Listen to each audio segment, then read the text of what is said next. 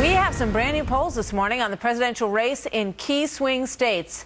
Vice President Joe Biden, a clear favorite against all of the Republican candidates in the state of Florida, according to this. But Ben Carson is in first place, and these are general election head-to-heads. In Ohio, Carson wins, and in Pennsylvania, Carson wins. He's our guest in just a few moments. Coming up, welcome everybody. Another hour now of America's Newsroom. We're glad you're with us this morning. I'm Martha McCall. And I'm Bill Hemmer. Good morning. Donald Trump and Hillary Clinton still the top candidates in Florida in the primary race against members of their own parties. But Joe Biden has the best shot of winning Florida in the general election, beating all the Republican rivals in a head-to-head matchup.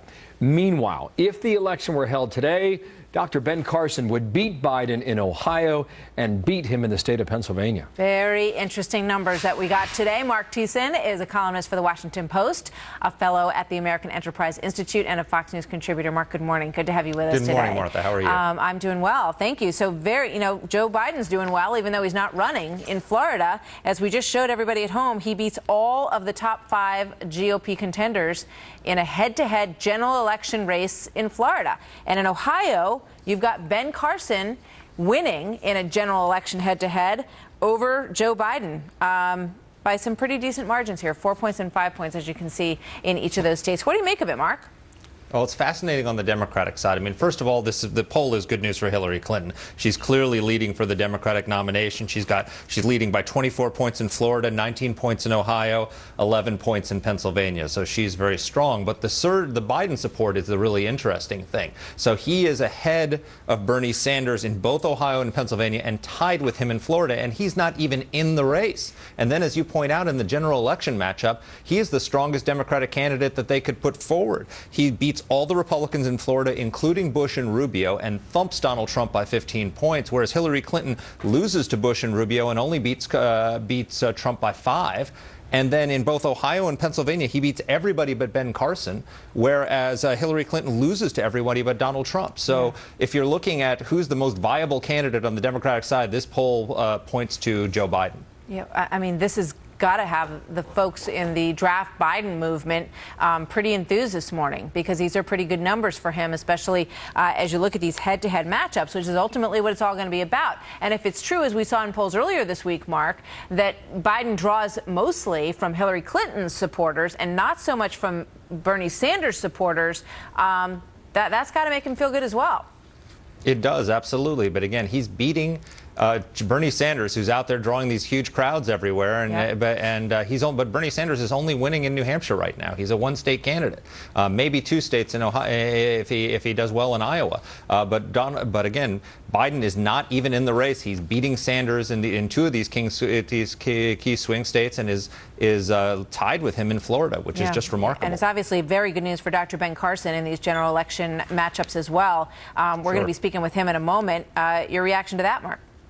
It's very interesting. I mean, look, this is still on the Republican side, this is still the outsiders' election. If you add up the support for Trump and Carson and Fiorina in all 3 of these key swing states, it's 56% in Ohio, 51% in Florida, and 48% in Pennsylvania. So the outsiders are still surging in all 3 states. All right. Now for the Donald Trump supporters, they are sitting at home right now saying, yeah, but Donald Trump still wins in all of the GOP nomination matchups that we're seeing. And let's show everybody that. Here's the Florida presidential race for the GOP nomination right now. You've got Trump at 28%. He's been holding in those ranges. And boy, I mean, Jeb Bush, the former governor of Florida, at 12% in his home state. Nobody expected to see numbers like this in October, Mark.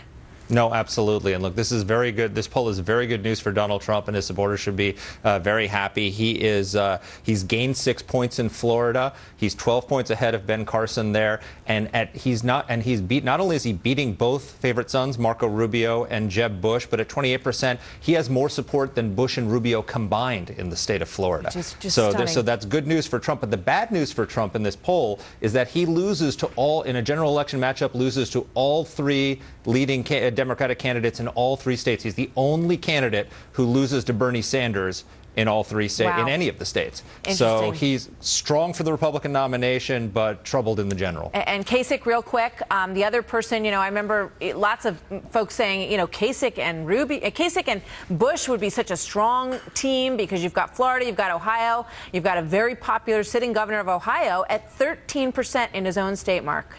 Yeah, so What's I mean, going on both of the favorite son governors, Bush and Kasich, are not doing that well in their states. Bush has 4% in Florida.